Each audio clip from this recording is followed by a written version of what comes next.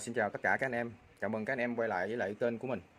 Thì hôm nay mình giới thiệu cho anh em một con máy Makita, con cưa máy, cưa vòng ha, cưa dĩa ha, Makita rất đẹp, màu trắng.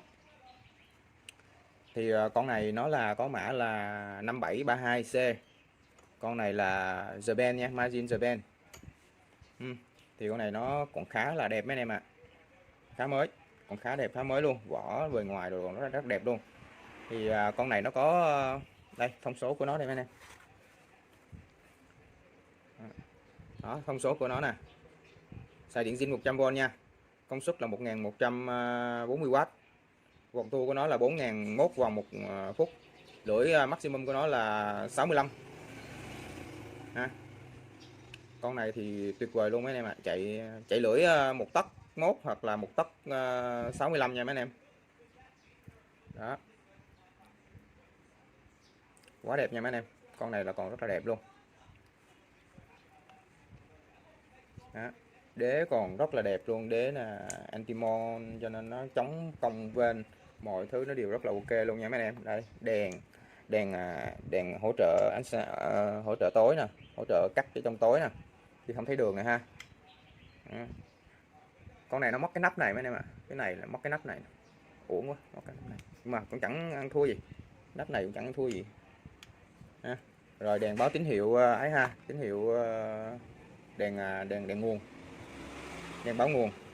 Đây là lưỡi zin theo máy nha, lưỡi này lưỡi theo máy.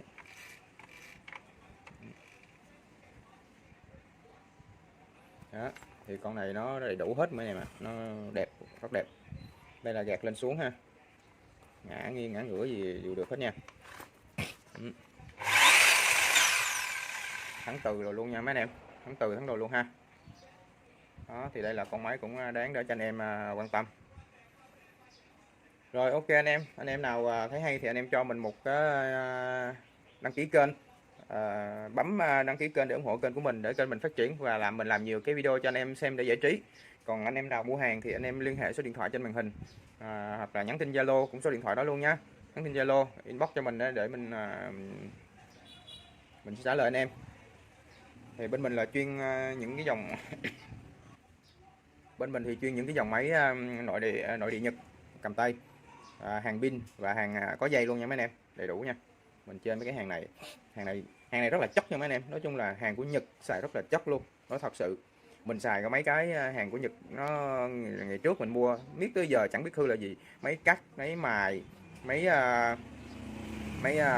máy cắt cầm tay, máy cắt lớn, rồi máy bào, máy cưa, Hitachi, Makita không, là xài rất là lâu không bao giờ thấy hư là gì.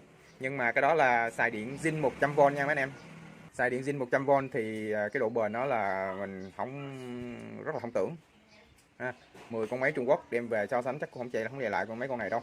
Con này chạy rất là bền, chạy điện 100V nha, chạy điện zin của nó thì rất là bền. Còn chạy điện mà mình ai đó đã nâng lên điện 220 rồi thì mình không đảm bảo vấn đề là lãi nha, tại vì mình đã thay đổi kết cấu của nó là một, cái thứ hai nữa gắn thêm độ thêm những cái ấy thì nó không có ok lắm đó. Nhưng mà nếu mà anh em muốn xài điện 220 cho con này thì anh em mình đề nghị anh em, mình khuyên anh em là nên dùng cái dimmer nha, cái dimmer 4000W á, cái dimmer 4000W có nút vặn ở trên màn hình mình có để cái hình ha, cái hình đó đó, thì anh em mua cái con đó về thì full cái con đó là nó ra điện 220 nha.